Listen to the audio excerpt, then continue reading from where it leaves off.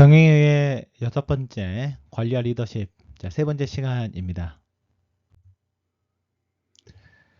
관리에 대해서 얘기를 하고 있는데요. 결국 우리 이제 조직화 기능이 필요하죠. 이 조직화라고 하는 것은 결국 이제 자원을 배분하고요, 직무를 할당하고 절차를 이제 구축하는 그런 활동을 의미합니다. 결국 이제 각자가 가지고 있는 역할이 존재한다라는 거죠. 그래서 이제 일반적으로 보게 되면은 이제 약간 이제 단계적으로 좀 나뉘잖아요. 이제 최고 경영진은 사장, 그리고 이제 전략적 계획을 수립하는 이제 다양한 핵심 중역으로 이제 구성이 될 것이고, 그리고 이제 중간 관리층은 이제 공장장이라든가 부서장이라든가 지사장 이런 분들일 겁니다. 그리고 이제 현장 관리층은 이제 감독자라든가 현장 주임이라든가 이제 팀장급일 거고, 그리고 이제 일반적인 이제 종업원들이 좀 있겠죠. 결국 이제 전략을 세우는 사람들이 있을 거고, 이제 전술을 이제 담당하는 사람들이 있을 거고, 그걸 맞춰서 이제 실행하는 사람들이 있겠죠. 그러면서 이제 이렇게 단계적으로 이제 위로 올라갈 겁니다. 근데 이 최고 경영자들이요, 사실 상당히 다양하고요. 그리고 이제 기업체 입장에서 어떤 최고 경영자를 선택하느냐를 보게 되면 그 기업의 전략이 나옵니다. 그리고 어떤 기업의 어떤 그 영업적인 측면들을 보게 되면요, 어떻게 보면 그 영업을 중시할 거냐, 내지는 비용 관리를 조금 더 이제 효율적으로 할 거냐, 여기에 따라 전략이 약간 좀 차이가 좀 생기고요. 자, 그렇다면 살펴볼게요. 최고 경영자 종류가요, 이렇게나 많습니다. 일반적으로 이제 많이 알려져 있는 게 CEO죠. 최고 경영자입니다. CFO도 많이 들어보셨을 거예요. 최고 재무 책임자. 그리고 이제 그 뭐 COO, CIO, CTO 뭐 여기까지는 이제 봤을 수가 있는데, 이것뿐만이 아니라 이제 너무나 많죠. 뭐 최고 뭐 마케팅 책임자, 인사 책임자, 법률 책임자 뭐 다양하게 있는데, 일단 우리가 일반적으로 알 때는 이제 최고 경영자와 최고 재무 책임자 이 정도 이제 많이들 알고 있죠.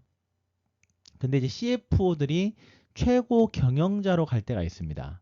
만약에 재무 책임자가 최고 경영자로 간다. 이건 무슨 의미일까요? 그 기업이 무엇인가 구조 조정을 통해서 비용을 효율적으로 줄이려고 하는구나. 이렇게 예측해 볼 수가 있고요. 반대로 영업부서에 있는 사람들이 CEO로 가게 되면 매출액을 좀 극대화시켜서 성장을 하려고 하는구나. 이렇게 생각해 볼 수 있습니다.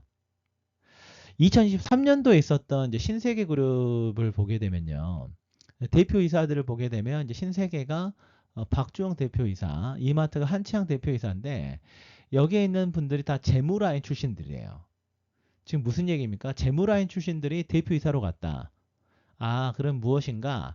기업이 좀 방만하게 운영이 되고 있으니 여기에 대한 어떤 임금이라든가 아니면 불필요한 사업을 좀 줄여서 사실은 그 적자폭을 개선해서 실제 조금 실질적으로 효율적으로 좀 가려고 한다. 이런 인식이 조금 그려지지 않습니까?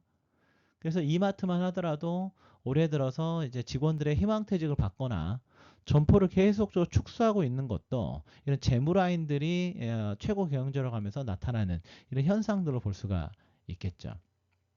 그러니까 보험사만 하더라도요, 기본적으로 영업 라인이 이렇게 보험사로 갔던, 예를 들어서 A 보험사 같은 경우는 실제 그 영업 비용을 많이 쓰는 거예요. 그 설계사들 리크루팅하고 보험 실적을 하게 되면 뭐 추가로 이렇게 뭐 예를 들어서 시책비 같은 걸 얹혀주면서 매출을 좀 극대화시키려는 이런 전략을 세우는 보험사가 있는 반면에, 이제 CFO가 이제 대표이사로 가는 보험사 같은 경우는 이제 다른 이제 비용을 쳐내면서 실제 효율적으로 매출보다는 비용 감소를 통해서 영업이익을 높이겠다, 이런 전략으로 가는 거죠. 어떤 것이 좋다라고 볼 수는 없겠지만요, 기본적으로 어떤 회사가 현재 처해 있는 상황에 따라서 영업 라인이 대표이사로 갈 수가 있고, 반대로 재무 라인이 또 대표이사로 갈 수도 있습니다. 자, 그리고 이 삼성생명이나 다른 보험사와 비교를 해서 어떻게 보면 그 회사의 어떤 실적이라든가 매출이라든가 영업 전략을 살펴볼 수가 있는데, 이게 이제 삼성생명의 기업 실적 분석이거든요. 보게 되면요. 2022년을 기준으로 삼성생명의 매출액이 40조 3,310억 원이나 됩니다. 엄청나죠? 근데 매출액에 비해서 영업이익이 높진 않은 것 같아요. 1조 3,866억입니다. 그 당기순이익이 1조 7천억인데, 자, 영업이익률은 영업이익을 매출액으로 나눈 거거든요. 3.44%밖에 안 돼요. 그래서 2020년부터 2022년까지 매출액은 늘었지만 영업이익이 오히려 크게 늘지 않으면서 영업이익률은 계속적으로 줄고 있는 이런 측면들이 좀 있죠. 그러니까 사실은 이게 회사가 좋아 보이지는 않습니다. 그런데 이런 삼성생명이 다른 보험회사랑 비교하게 되면 그렇다고 꼭 나쁘다고 보기는 어려운데요. 예를 들어서 삼성생명, 하나생명, 동양생명, 미래에셋생명 한번 비교를 해보겠습니다. 근데 보게 되면요. 삼성생명, 그러니까 2023년 9월 분기 기준으로 봤을 때 삼성생명의 매출액은 7조 5천억에 영업이익이 5,964억이니까 영업이익률이 약 7% 정도 나오거든요. 다른 생명보험사 보세요. 한화생명 매출액은 4조 8,568억인데 영업이익은 345억밖에 안 되고요. 동양생명은 매출액이 7,058억인데 영업이익은 186억. 미래셋생명은 매출액이 8,046억인데 영업이익이 92억입니다. 그러니까 영업이익 증가율을 보게 되면 뭐 삼성생명은 뭐 7% 영업이익률이 7%지만 그래도 이제 많이 늘어났지만 동양생명과 미래셋생명은 큰 폭으로 줄어들었죠. 이 이유는 다양한 이유도 있지만 사실은 고금리 영향이 있을 수 있습니다. 금리가 높아지게 되면 기본적으로 보험사 입장에서는 이제 그 지급해야 될 보험금, 특히 저축성 보험이라든가 이런 부분들에 대한 이율이 늘어나기 때문에 지급해야 될 보험금 지급 규모가 늘어나거든요. 이렇게 되면 이제 적자폭이 커질 수가 있는 것이죠. 그러니까 사실 이렇게 금리가 이제 높아진 상황에서의 어떤 보험사의 어려움이 있을 수가 있는데, 그런데요, 재밌게 라이나 생명이 있어요. 라이나 생명은 뭐 2023년 4월 기준의 신문 기사인데요. 2022년 기준으로 매출액이 3조 1,894억 원, 영업이익이 4,731억 원이어가지고요. 기본적으로 5년 매출액 연평균 성장률이 5.43%고 5년 평균 영업이익률이 16.24%에 달합니다. 그러니까 아까 그 삼성생명의 영업이익률이 뭐 5% 전후고 분기 영업이익률이 7%면 아주 대박이 난 것처럼 느껴지는데 라이나생명은 5년 평균 영업이익률이 16%다. 신기하지 않습니까? 왜 그러냐면 다른 보험회사들은요. 기본적으로 그 오프라인 영업이 기본 베이스예요. 그러니까 영업 전략이 그런 겁니다. 그러니까 CEO 중심적으로 봤을 때 영업 그러니까 비용을 줄이는 어떤 그런 개념보다도 그 이른바 전속 조직이라고 하는 보험 설계사 조직들 그러니까 오프라인에서 보험 설계사 조직들을 운영을 하려면 이제 어떻게 돼야 되냐면 일단은 오프라인 지점 필요하죠. 그러니까 지점과 관련 운영비가 필요하지 않겠습니까? 설계사를 리크루팅하는 데 있어서 이제 돈이 들어가게 되고요. 그리고 이제 다양하게 이렇게 설계사 비용도 지급을 해야 됩니다. 이러다 보니까 비용이 많이 들어가다 보니까 영업이익 매출액은 높을 수가 있지만 영업이익률이 떨어지는 이런 문제점들이 좀 있는데 라이나 생명은 생각해 보면 어디서 보셨습니까? 이순재 선생님 나오셔가지고 뭐 묻지도 따지지도 않고 이거 뭐 라이나 생명 아닌가요? 잘 기억은 안 나는데 어찌됐든 뭐 치아보험이라든가 이런 게 생각이 날 거예요. 주로 방송을 통해 가지고 콜센터를 통해서 보험 가입을 유도하는 이런 전략을 폈다는 얘기죠. 그러니까 오프라인 조직이 아니라 사실 약간 비대면 조직, 그러니까 상대적으로 비용이 덜 들어가는 그런 보험 설계사 조직을 운영하면서 매출을 높인 겁니다. 그래서 라이나 생명의 전략이 그거예요. 이제 라이나 생명의 포괄 손익계산서를 보게 되면 사실은 영업이익 대비 영업 수익 대비 영업 비용 자체, 그러니까 비용 관리를 잘함으로 인해서 사실 수익 자체가 크게 늘어나는 이런 전략으로 사실은 회사의 어떤 매출을 좀 늘려서 기본적으로 참 실속이 있게끔 운영을 했죠. 이런 것처럼 기본적으로 이제 회사는 관리 측면에서 전략과 관련 전략도 잘 세우고요. 전수도 세우고 이렇게 영업 단계에서 이제 활동을 한 거죠. 그러니까 라이나 생명의 전략이 뭡니까? 우리는 오프라인 설계사 조직을 운영하는 게 아니고 기본적으로 온라인 설계사 조직을 운영해가지고 영업이익을 끌어올리겠다. 이런 전략이 있었던 거죠. 그럼 전술이 뭐겠습니까? 그럼 그렇게 하기 위해서 우리는 어, 마케팅에서 예를 들어서 홈쇼핑이라든가 TV 광고를 통해 가지고 지속적으로 보험과 관련된 광고를 통해서 상담을 유도한다. 그리고 여기에서 DB가 발생하면 콜센터에 콜을 통해 가지고 훈련된 콜센터 직원을 통해서 보험 가입을 유도한다. 근데 보험 가입을 유도할 때는 전화 통화를 할 때 사람들은 높은 가격의 보험료에는 응답을 안 할 거니 보험료가 아주 저렴한 전화 통화로도 가입이 가능할 정도의 보험 상품을 개발해서 기본적으로 제시한다. 이러한 어떤 전략을 좀 편 겁니다. 그렇게 하기 위해서 이제 업무 프로세스를 뭐 예를 들어서 9시부터 6시까지 1시간에 전화 콜을 몇 번 한다. 사실 이렇게 콜센터는요 정해져 있어요. 뭐 예를 들어서 10번 콜하면 몇 건이 전화 통화가 되고 그중에서 몇 건이 계약이 나온다. 이게 거의 통계적으로 결정이 되어 있거든요. 그래서 결국은 꾸준하게 훈련되어 있는 사람들이 전화 통화하게 되면 매출이 나오는 구조로 되어 있습니다. 자, 이렇다 보니까 기본적으로 영업 수익과 비용이 예측 가능하고 이런 것들을 통해서 영업이익률을 끌어올린 거죠. 자, 그리고요, 이제 그 리더십과 관련돼서 각 관리자층에게 요구되는 업무와 기술이 있습니다. 예를 들어서 일선 관리자는요, 당연히 사무 기술이 훨씬 더 중요하죠. 이를테면 밥 벌어 먹고 사는 기본 기술이 필요하다 이겁니다. 특정 분야나 부서의 업무를 수행할 수 있는 능력이 중요한 거죠. 일선 관리자는요. 그래서 기본적으로 우리가 업무라고 하게 되면 사무와 관련된 기술이 필요하고 커뮤니케이션 할 수 있는 대인관계 기술도 필요하고요. 개념적 기술도 필요할 겁니다. 그런데 최고 경영자로 가면 갈수록 사무적 기술, 즉 특정 분야의 업무를 수행할 수 있는 능력은 그다지 필요하지가 않아요. 그러면 올라가면 올라갈수록 뭐가 중요하냐? 대인관계 기술과 개념적 기술이 더 중요해집니다. 즉 대인관계 기술이라고 할 때는 결국은 사람들과 일할 때 의사소통 능력이라든가 동기부여 능력 이런 거겠죠. 직원들을 코칭하고 사기를 진작시키고요.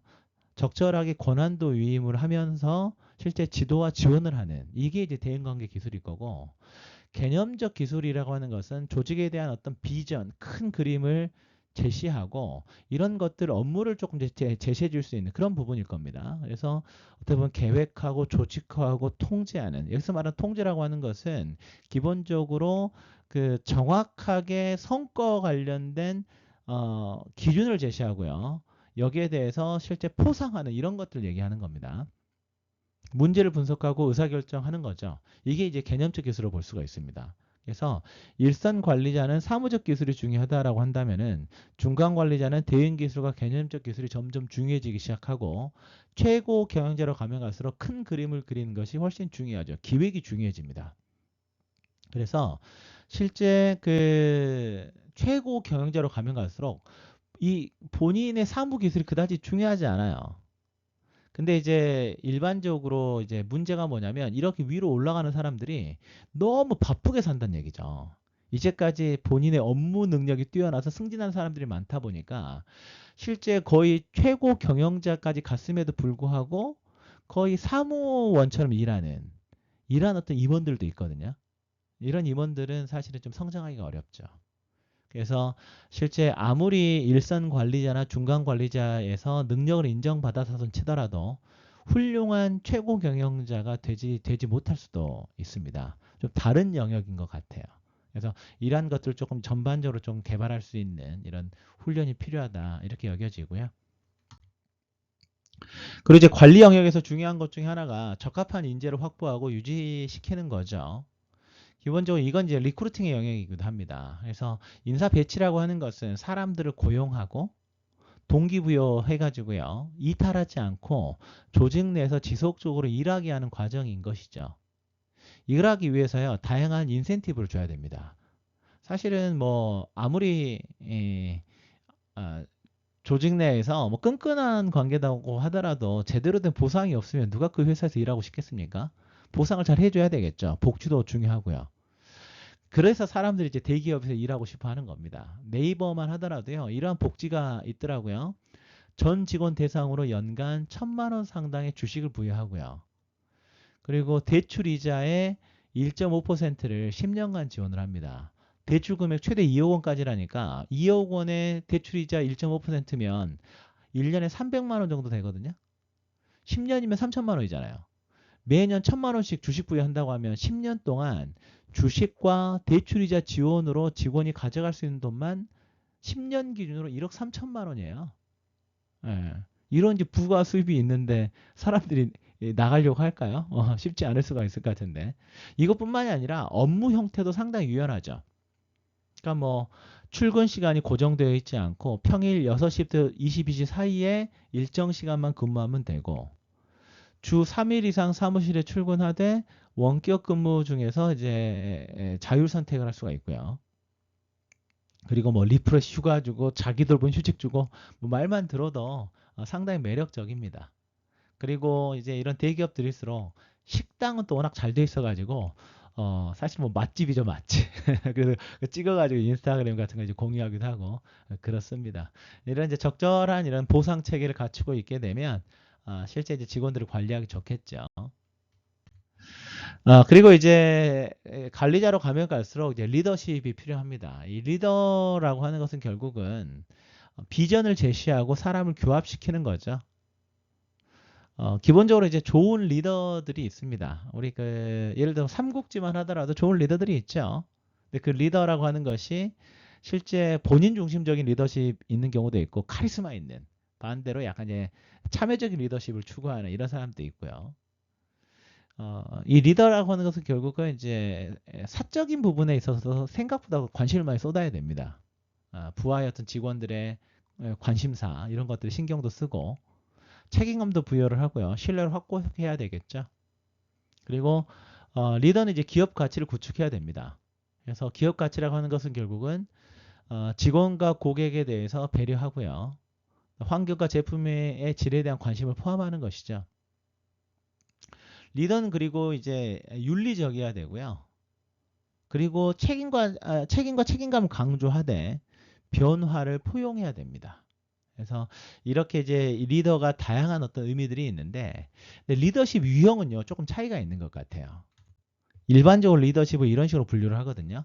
전제적 리더십, 참여적 리더십, 자유방임적 리더십으로 구분을 합니다.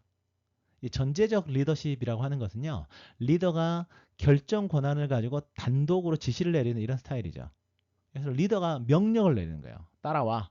명령을 내리고 하부 직원들은 주로 따르는 역할을 수행을 하는 거죠. 결정은 빠르고 명확하지만 직원들의 참여와 창의성이 억제될 수 있습니다.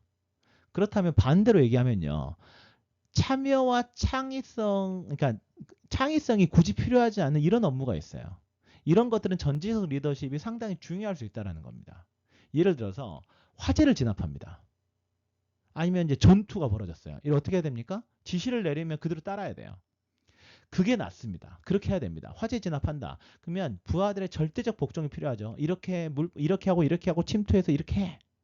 이런 이제 위기 상황에서 매우 이제 필요한 리더십이 전적 리더십이라고 볼 수가 있고, 그리고 예를 들어서 음식을 만드는데 이 사람들이 비숙련 근로자들이에요. 이런 명확하게 방향과 지침이 있어야 됩니다. 그 사람들한테 뭐 참여하게 하면 음식이 망칠 수가 있겠죠. 이럴 경우에는 전체적 리더십이 필요합니다. 근데 이제 참여적 리더십은 뭐냐?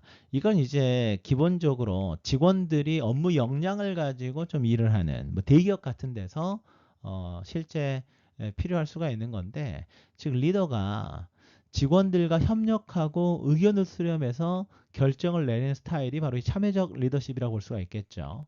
직원들 같은 경우는 결정에 참여해서 의견을 제시할 기회를 가집니다. 그래서 집단의 의견을 반영해서 전체적으로 수용 가능한 결정을 내릴 수가 있는데, 뭐 예를 들어서 뭐 구글이라든가 애플이라든가 IBM 이런 대기업들이 이런 이제 참여적 리더십을 활용할 수가 있죠. 근데 재밌게도 연구 결과를 보면요, 이 직원들이 참여하는 이런 리더십이 기업의 성과를 무조건 높인다? 그렇지는 않아요. 하지만 직원들에 대한 직무 만족도를 높이는 데는 확실히 도움이 된다. 이렇게 보면 되겠습니다. 그리고 자유방임적 리더십은요. 리더가 권한과 책임을 직원들한테 넘기고 간섭을 최소화시키는 겁니다. 자, 이렇게 되면 직원들은 좀 상대적으로 자유롭게 일을 할 수가 있겠죠. 그리고 직원들에게 큰 책임을 요구할 수 있을 겁니다. 이거는요, 이러한 리더십은 경영자들이 아주 전문직들과 일할 때, 뭐 예를 들어 의사라든가 교수라든가 회계사라든가 이럴 때 이제 가장 효과적일 수가 있는 것이 이 자유방위적 리더십일 수 있다. 저만 하더라도 어떤 연구라든가 어떤 강의 프로그램을 만들 때, 아, 누가 개입하면 그렇게 싫더라고요. 그냥 저한테 맡겨주면 알아서 잘할 텐데, 뭐 이런 생각이 좀 드니까. 그래서 이러한 어떤 리더십에 대한 유형들이 있다. 이게 어떤 게 꼭 좋다가 아니라 어떤 상황에서는 어떤 리더십이 더 효율적일 수 있다. 이렇게 정리하면 되겠습니다.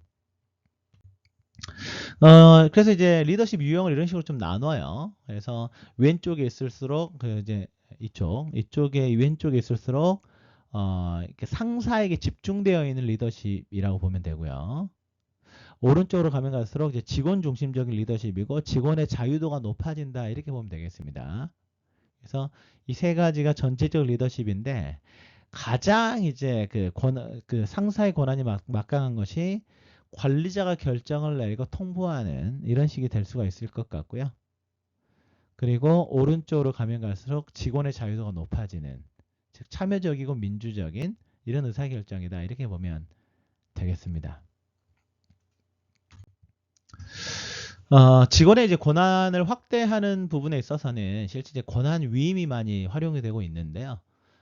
예를 들어서 이제 자포스 같은 경우 기본적으로 어, 온라인 신발 의류 회사거든요. 근데 여기에서는 기본적으로 홀라크라시를 도입을 했습니다. 그러니까 상사도 막내 직원도 없이 그러니까 중간 관리 체계를 아예 없애버린 거예요.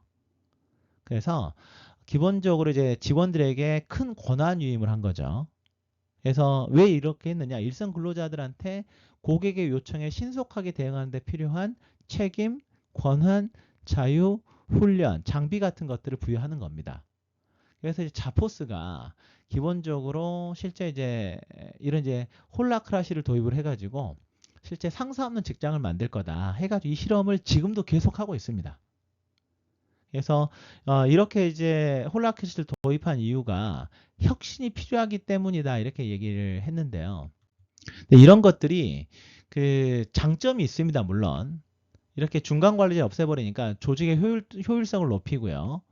그리고 이제 불필요한 보고 체계를 없앴기 때문에 신속한 의사결정이 이루어진다는 장점은 있지만 사실은 이게 이제 평등이 아니라 극단적인 수평 구조란 비판을 하기도 하고 실제적으로 이렇게 이러한 어떤 그 중간 관리자 없애버린 이런 구조가요. 어떠한 직원들에게는 만족도를 높일 수가 있지만 어떤 사람들 매우 불편하게 만들 수도 있습니다. 그래서 실제 그 자포스 내에서도요, 이 홀라 크래시를 실시하자마자 200명 이상이 회사를 나갔다고 해요. 그만큼 이제 리더의 부재에 대해서 불편함을 느끼는 사람도 이제 그만큼 많다라는 거죠. 그리고 이제 모두가 책임자가 되다 보니까 보고 체계가 사라진 대신에 불필요한 회의가 이제 증가한 이런 측면들도 있다라고 합니다.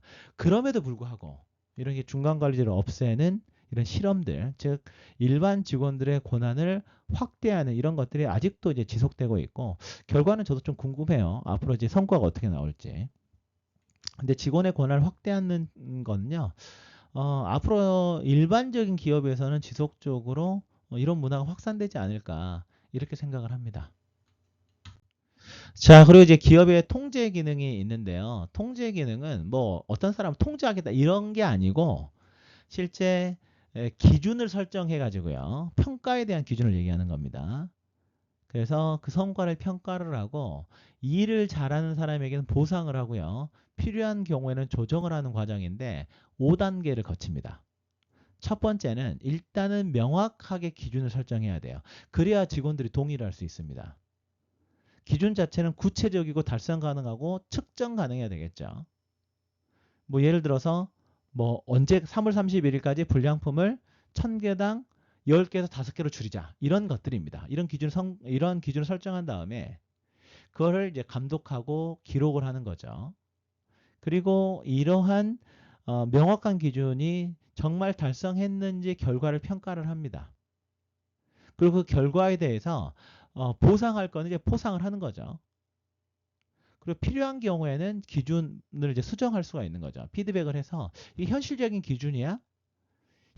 만약에 현실적인 기준이 아니라면 이런 것들을 다시 기준을 설정해야 되겠죠. 이렇게 왔다 갔다 해가는 과정이 바로 통제 기능이다. 이렇게 보면 되겠습니다. 그리고 이제 최근에는 이제 평가를 위한 이제 새로운 기침 중에 이제 고객 만족이 우선시되고 있는데요. 다만 여기서 말하는 고객은 두 가지 관점이 있습니다. 외부 고객이 있고 내부 고객이 있습니다. 즉 외부 고객이라고 하는 것은요. 기본적으로 우리가 일반적으로 말하는 고객을 얘기하는 겁니다. 즉 기업의 제품을 구입해서 다른 사람들에게 어떤 판매하는 중간 유통거래 내지는 사적 목적으로 제품을 구매하는 최종 소비자 이런 사람들이 외부 고객이고요. 내부 고객은 실제 내부에서 일하는 직원이라고 보면 돼요. 뭐 예를 들어서 기업 내부에서 다른 개인과 사업 부서의 서비스를 제공받는 개인과 사업 부서라고 볼 수가 있는 거죠. 그래서 그 요즘에는요, 어떤 연구가 많이 있냐면, 이 내부 고객의 만족도를 높이면 경영 성과가 좋아진다. 이런 이제 연구 결과가 많습니다. 그래서 기업이 사실은 외부 고객도 만족시켜야 되지만, 내부에서 일하는 직원들, 즉, 내부 고객을 만족시키는 것이 매우 중요하다. 이런 측면의 연구들이 많이 되고 있죠. 그래서 뭐 예를 들어 이런 연구예요.